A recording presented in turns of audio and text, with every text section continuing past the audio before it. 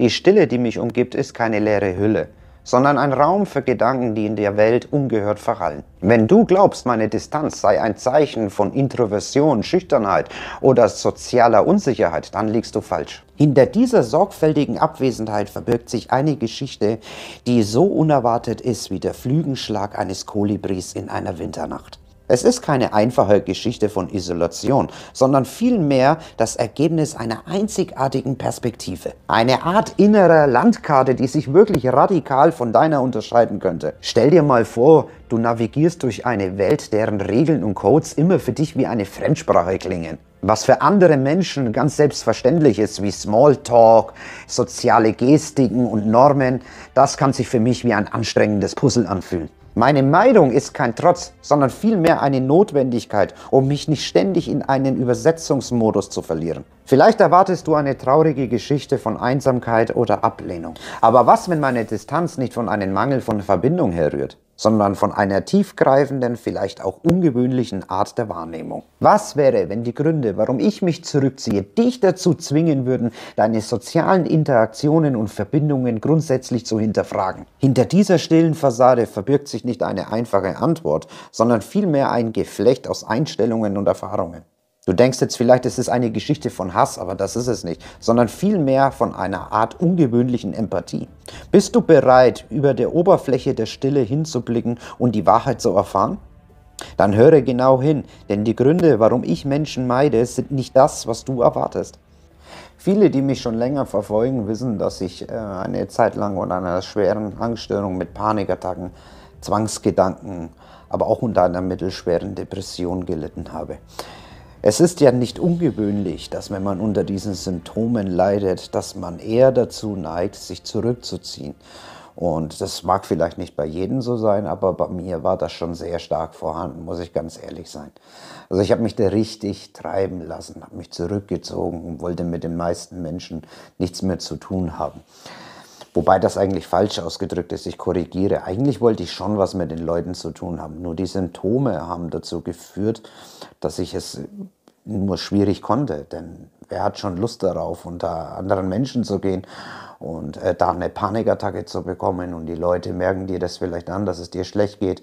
Und die denken sich dann vielleicht auch, der zieht mich runter. Sicherlich würden das nicht alle denken, aber bestimmt viele. Und dann kommt natürlich noch der Faktor dazu, dass es dir irgendwie peinlich ist, dass die anderen dir anmerken, du bist nicht der Alte. Ja, und darum haben sich auch die ganze Zeit meine Gedanken gedreht. Ich war früher ein Mensch, der sehr abhängig war von anderen Menschen. Eigentlich war mein ganzes Leben lang davon geprägt, dass ich in vielen Teilen teilweise sogar unselbstständig war. Ja, jedenfalls habe ich mir das eingeredet. Heute weiß ich das besser. Ich habe mir eingeredet, dass ich dies oder jenes nicht alleine kann. Für alles habe ich immer irgendjemanden gebraucht, der mit mir dahin kommt oder dies mit mir macht, weil meine Unsicherheit immer dabei war.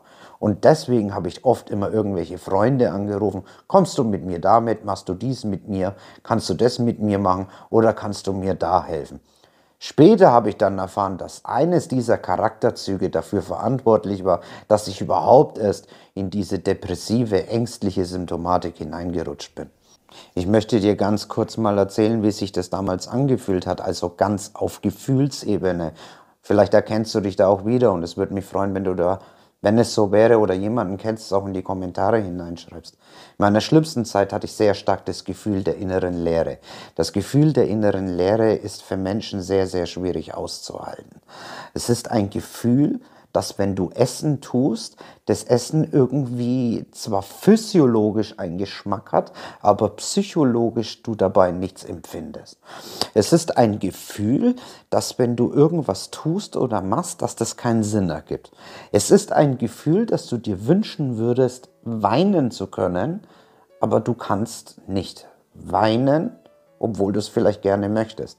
Es ist ein Gefühl, wo alle Menschen um dich herum bei einem Witz oder irgendwas Komisches das Lachen anfangen und du dich zwingen musst zu lachen, aber du kannst es nicht. Es ist ein Gefühl, wo du dir manchmal wünschen würdest, einfach wütend werden zu können oder laut sein zu können, aber du kannst es nicht. Es ist ein Gefühl, wo du dir sogar wünschen würdest, Angst zu empfinden, aber du kannst es in diesem Moment. Es ist ein Gefühl der inneren Leere. Es ist ein Gefühl, in dem du nichts empfinden kannst. Ein Gefühl, dass du dir vorstellen kannst, dass du lebendig begraben bist. Alles, was du tust oder machst, ergibt keinen Sinn mehr. In der Früh aufzustehen und Zähne zu putzen, tust du vielleicht. Manche tun es vielleicht nicht. Du stehst vielleicht in der Früh auf und tust dich waschen. Aber all das ergibt keinen Sinn. Du tust es, weil du es halt tun solltest. Was sollst du denn stattdessen tun? Im Bett liegen bleiben? Manche bleiben im Bett liegen, aber dann geht das Grübeln los. Manchmal habe ich das getan. Die Gedanken haben sich im Kreis gedreht. Sie haben sich verselbstständigt. Und das Thema Nummer 1 in meinem Kopf war meine eigene Problematik. Es ging immer um dieselben Themen. Es ging immer um diese grüblerischen Themen, wie komme ich da wieder raus, was kann ich tun? Selbstvorwürfe und Schuldgefühle haben sich nach der Zeit auch noch eingestellt. Wenn ich die Schuldgefühle hatte, haben sich die Gedanken darüber gedreht. Was ist eigentlich der Sinn? Du bist doch eigentlich nur noch für andere eine Last. Die anderen, die müssen dich nur noch durch das Leben ziehen.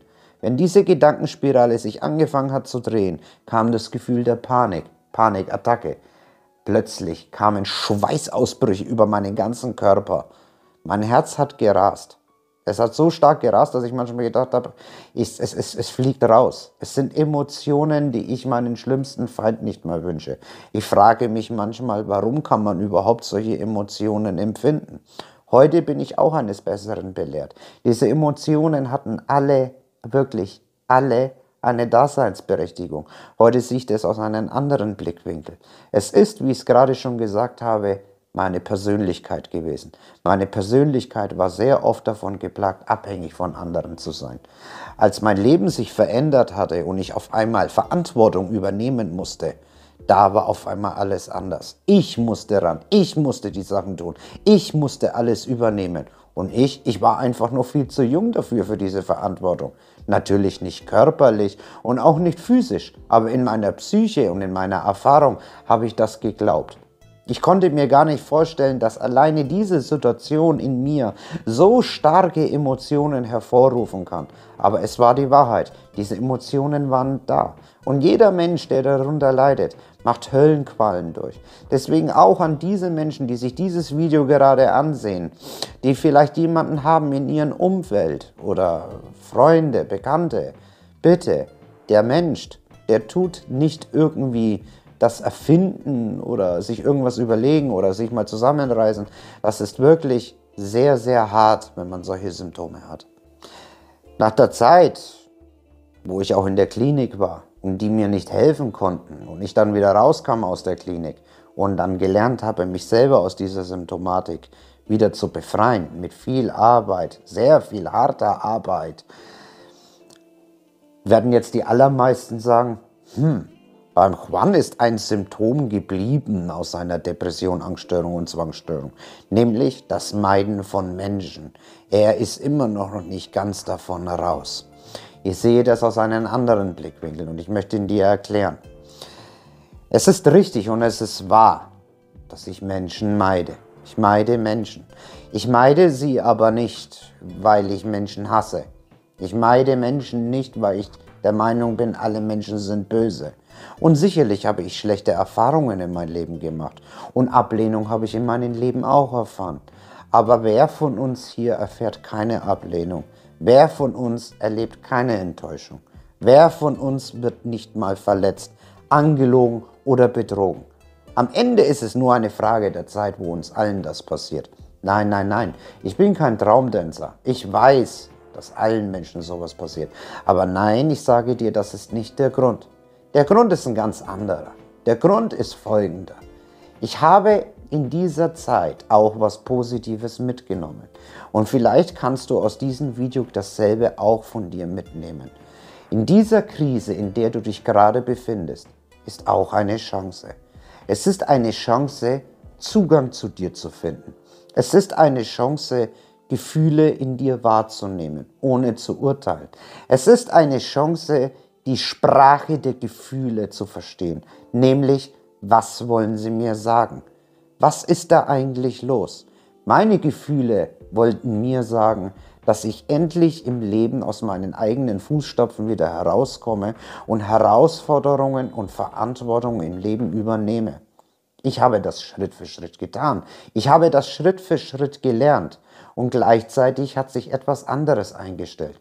Ich habe auch wieder gelernt, oder beziehungsweise besser gesagt angefangen, überhaupt mal zu lernen, Verantwortung für mich selber und für mein Umfeld zu übernehmen, die Dinge selbst in die Hand zu nehmen. Und das hat mir so stark geholfen bei der Selbstwirksamkeit, dass ich sie heute gar nicht mehr abgeben möchte. Ich möchte heute nicht mehr abhängig sein von anderen Menschen. Ich möchte heute frei sein, so wie ich es immer noch bin. Das heißt nicht, dass ich mit Menschen keinen Kontakt per se möchte.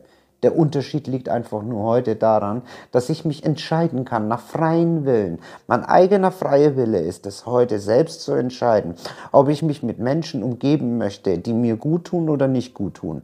Früher war das anders. Früher war das, ob der oder diejenige mir gut tut, ist gleichgültig. Hauptsache, ich bin nicht alleine. Hauptsache, ich bin mit Menschen. Hauptsache, ich kann auf Social Media präsentieren, wie groß mein Freundeskreis ist. Hauptsache, ich kann draußen auf der Straße zeigen, wie wichtig ich bin, weil viele Menschen mich mögen. Ob das die richtigen Menschen waren oder nicht, das war mir manchmal schon bewusst. Aber allerdings habe ich es immer auf die Seite geschoben, weil ich mir gesagt habe, Hauptsache bin ich mit Menschen. Und deswegen meide ich heute Menschen, weil ich selber entscheiden kann, mit welchen Menschen ich was zu tun haben oder möchte oder nicht. Und in der Tat, ich bin vorsichtiger geworden. Ich bin vorsichtig geworden, mit wem ich was zu tun haben möchte oder nicht.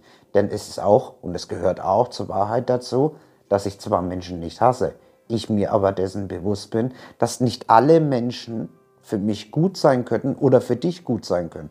Denn es gibt auch auf dieser Welt toxische Menschen, die vieles dazu beitragen können, in deiner Seele Verletzungen hervorzurufen, die dann später, wie bei mir, zum Vorschein kommen und zu großen Problemen führen können.